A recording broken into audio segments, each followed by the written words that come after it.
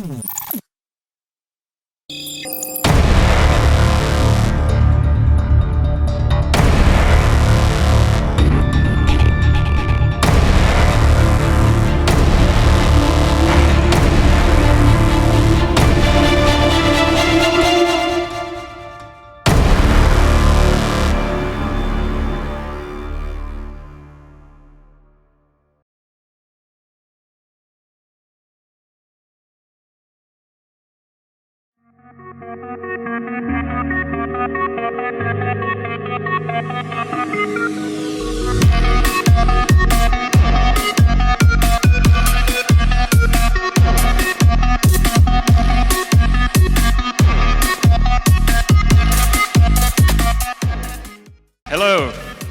So I was told I should be careful because there's bird poop on the stage. So, as some of you might know, I am the only non-Malaysian speaker today. So I come from Mexico, therefore apologies if my accent at some point is not so clear. The last time I was in a public speaking event, a friend of mine sent me a message saying, if everything goes wrong, or if anything goes wrong, just start speaking Spanish. That would melt the ladies down. Today, a friend of mine is sitting in the audience, and she texts me, if all goes wrong, just take off your shirt. So I hope I can finish my presentation with all my clothes on, right? So today we're talking about the future.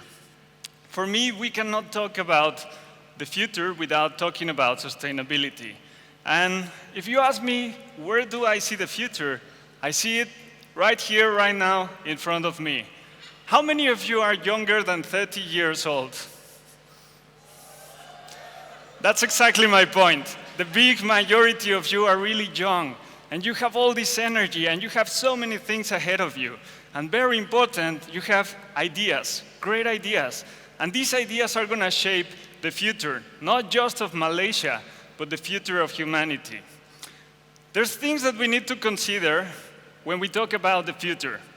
So all the things, just like in nature, are interrelated. So when we talk about the future, we need to consider the world population. How many of us are living in this planet? The human needs. What do each of us need to stay alive? We need to consider how are we supplying these things to all of us. And finally, the impact that this has on that beautiful planet that keeps us alive. Everything is interrelated. So let's start with world population. We know that we are more than 7.3 billion people in the world and still reproducing more and more. We expect to have more than 10 billion people living in this planet by the year 2100. Even though the birth rates are decreasing, we know that the total population is increasing because when development happens, also death rates decrease. The perfect example, we have it in countries like Germany, Sweden, where people are reproducing less, correct, but with more development, the total rate still increases. They are reproducing less, but they are still reproducing. So we know we're going to be a lot more people in the planet, and all of us have certain basic needs. We all need food, water, shelter, housing. We need sanitation, and very important, like some of the other speakers have already mentioned, we're all going to need energy to keep us alive, to keep our industries going. So let's talk about these separate things. Food. We know that as countries develop, the diets change as well. So we're talking about more people with changing diets. This means countries that used to consume more starch-based things like rice, now they're moving into more dairy and meat. And don't forget that to produce 1 kg of rice takes about 3,000 liters of water. To produce 1 kg of beef takes more than 15,000 liters of water. This is what we call virtual water. So some of you only keep in mind, yeah, but I only consume 2 to 4 liters of water a day. Correct. But the virtual water, everything that you consume, all the meat, all the cotton in your shirts, there was a lot of water that was required to produce those goods and services. So we know that the food demand is going to increase considerably in the future. Food is related to water, like we just explained. And water cannot be taken separately without talking about sanitation. We know that we have issues with sanitation. 80% of the developing countries put the sewage back into rivers and oceans without treating it properly. We know that this is killing the species there. And we're basically polluting the same water that we need to survive in this planet. We are destroying the things that keep us alive. We know that an increasing amount of population also means that there's going to be a lot of housing required. The way we supply the housing today is based on a very inefficient model that, number one, is unaffordable to many, and number two, does not take care of the people and the planet. Some people have to acquire debt that goes on for even 3 generations. And you have places, like here in Kuala Lumpur, with occupancy rates of 23%, while you have people living on the streets. This system is just not delivering results.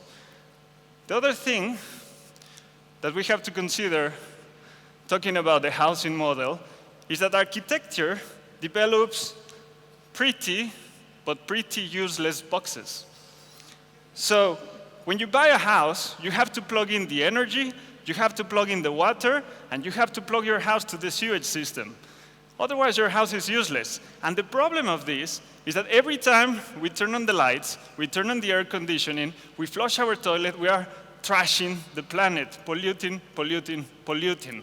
And this is the kind of houses we are still looking at in the future.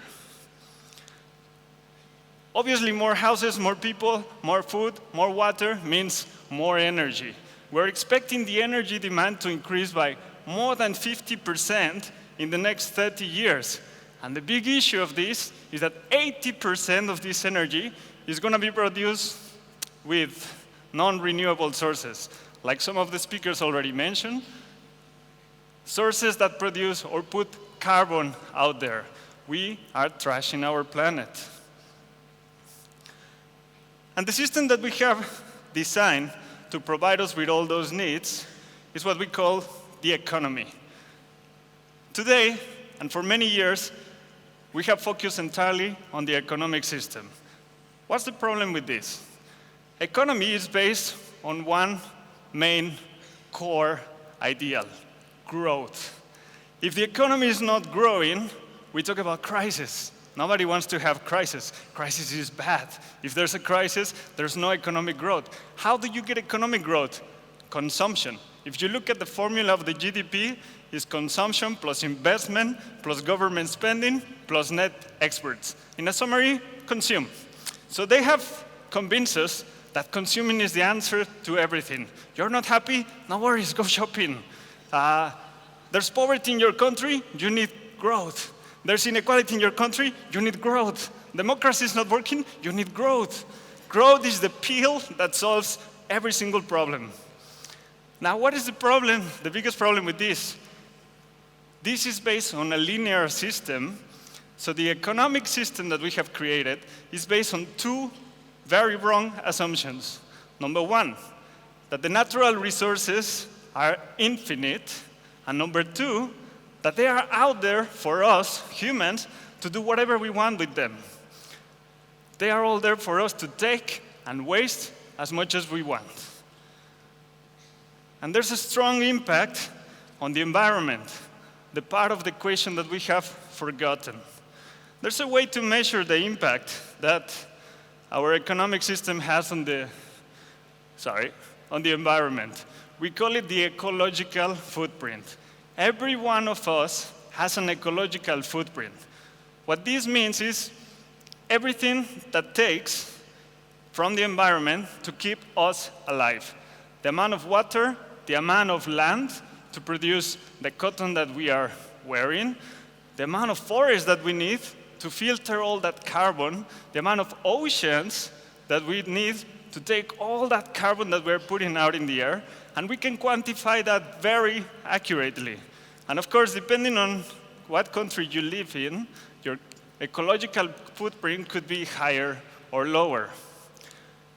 This is this one. This is what it looks in terms of the planet with the people living in it. An analogy to explain it very simple is, if you look at the green part, that's the biological capital. All the forest, all the oceans, all the water that we have to keep us alive. The red line is the consumption that we have. So we know that we have already crossed the line. If we explain this in financial terms, the green part is the money, the capital that you have in your account. If you are inside the green area, you are paying your consumption with the interest generated by the capital in your account. In the moment you cross the green path, you're spending more money than your capital is producing. In terms of the planet, we are consuming more than what our planet can provide. And we have crossed that line, and we are consuming more and more and more.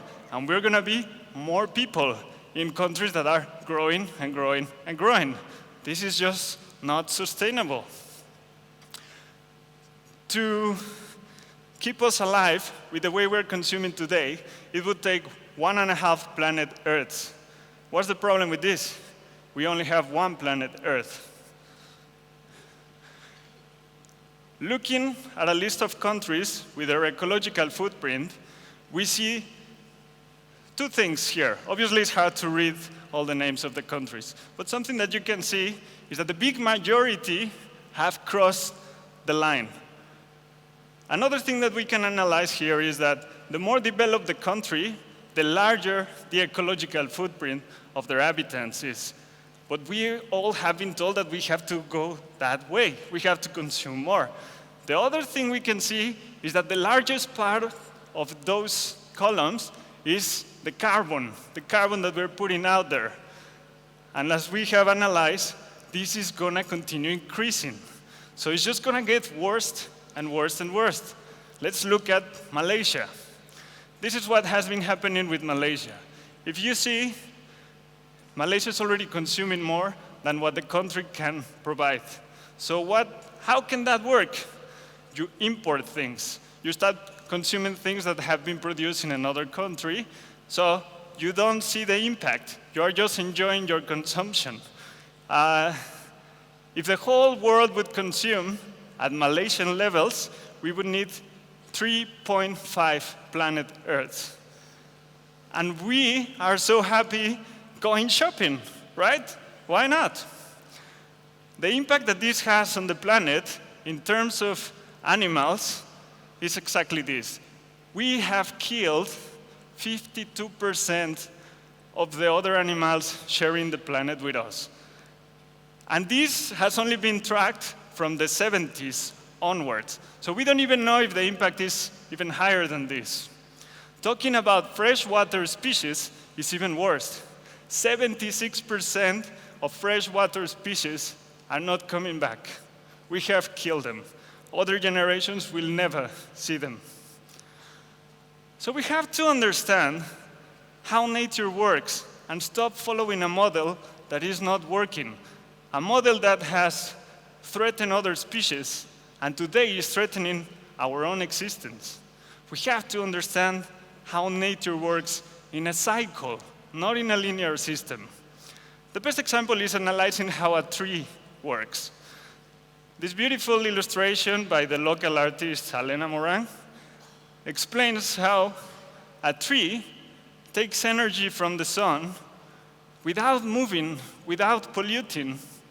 And the tree takes that energy and builds it into sugars and things that are good for other species, like us and like other animals.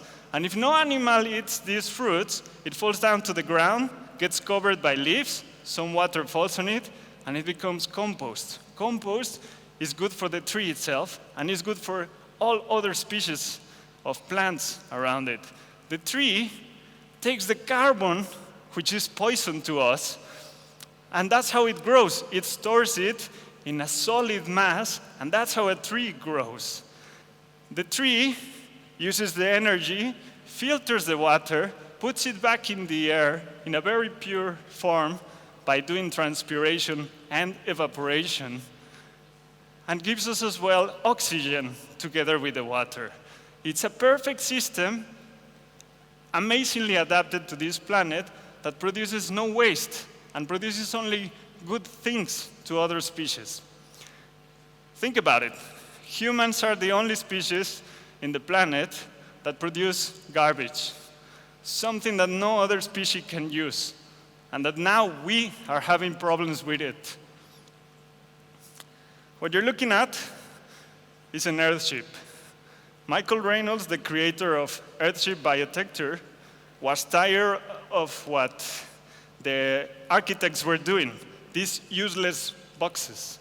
So he said, instead of building so many spaceships, let's build Earthships, a house that can provide people with water, food, energy, stable, comfortable temperature with zero carbon footprint, and a house that is built mainly with natural materials and garbage. These are the kind of materials we use in Earthship Biotecture. Tires. We take a whole bunch of tires, recycled tires, garbage that otherwise would be burned or thrown to the oceans or whatever. But you know, tires are so strong, it's rubber and steel. It's the best building material you can find. It's earthquake-proof. So we take them, we fill them up with dirt, we pile them up as walls, we plaster them, and we plaster them again, and make them look pretty. We make them look like this. And that's very temperature efficient, earthquake-proof, and dirt cheap, affordable. This is what a finished wall looks like. Then we take bottles, we take cans, we pile them up, we make walls with this garbage. These are bottles, very temperature efficient. You get the natural light passing through, but not the heat, good insulation. It looks beautiful. And this kind of concept is what I've been promoting in Malaysia. The first Earthship in Malaysia is being built as we are sitting here. I just got some pictures of the updates. I should be building, but I had to take a break to be here. We've been building for the last 3 months the first Earthship in Malaysia. This house, when it's completed, is going to capture water from the rain, is going to filter it while producing food for its inhabitants. 2 houses and 1 community center built with garbage and natural materials. And we are building it with an Orang Asli community. And I say with, not for. We are not a charity where we give people things for free. We empower them. We teach them how to replicate these systems with things that they can afford, with methods that they can replicate. So they don't need to wait for us to go back. Once we finish, they know how to replicate this with things they can afford. So the project is open to volunteers. We don't charge anything. And people have asked me, aren't you scared that people will start replicating this and then you lose your business? I was like, well, if people start replicating this, I will be the happiest man in the world. This is what we want. We want people to start spreading this. So we take volunteers, we don't charge them anything, they come, they learn how we do these things, and they help us build it. I'm not saying that building airships is the solution to all problems, but it's a simple example of things that we could all be doing. We have to think, how are we going to live in this planet in the future? Today we're talking about the future. And one thing we need to keep in mind is that the economy was created by us. But we were created by nature. Nature, the planet, does not belong to us. We belong to the planet. We cannot talk about the future if we trash that planet, which is what we have been doing. We need to wake up. We need to grow up, stop behaving like a child in its early development stages, where it's all about me and mine. And we have to think about us, ours, all the species sharing this planet with us. We have to take care of them because we depend on them as well. What are we going to do with all the money in the world if there's no fish in the sea, if there's no oxygen in the air, and there's no clean water to drink? We can have a whole bunch of rich countries with dying population. Some scientists say it's too late already. We have doomed ourselves. Our system has reached a position where even if we stop all industry today, there's so much carbon out there that we're going to start seeing climate change to a level that is going to go out of control. Life in the planet is going to continue, only without humans. So it's our decision. I believe there's hope. I believe you sitting here, have the power to change this. We just have to focus less on finance and economics and more on the real things, nature, the things that keep us alive. We have to study how these systems work. We have to understand them, and we have to spread the message. I believe there's hope. I believe you are the hope. Let's build today for tomorrow. Thank you very much.